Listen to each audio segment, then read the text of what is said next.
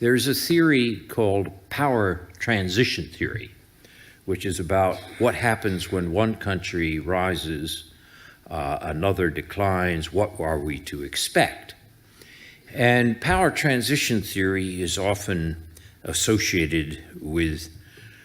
Thucydides and his famous explanation of the causes of the Peloponnesian War, in which the Greek city-state system tore itself apart, in which he said it was caused at base by the rise in the power of Athens and the fear that created in Sparta. And many people say that's the story of our world today, just as the last century world was World War I, which was caused by the rise of the power of Germany and the fear that created in Britain, and the fact that the European state system tore itself apart and Europe ceased to be the center of the global balance of power. What we're going to see in the 21st century on this analogy or this view of power transition theory is the rise in the power of China is going to cause fear in the United States, which is going to lead to some great conflict or conflagration, perhaps growing out of a minor incident. After all, the Peloponnesian War started with an episode at Epidamnus, which was of no great significance, but in that climate of power transition and fear, it led to escalation, which was of tremendous importance. If that view of power transition theory is correct,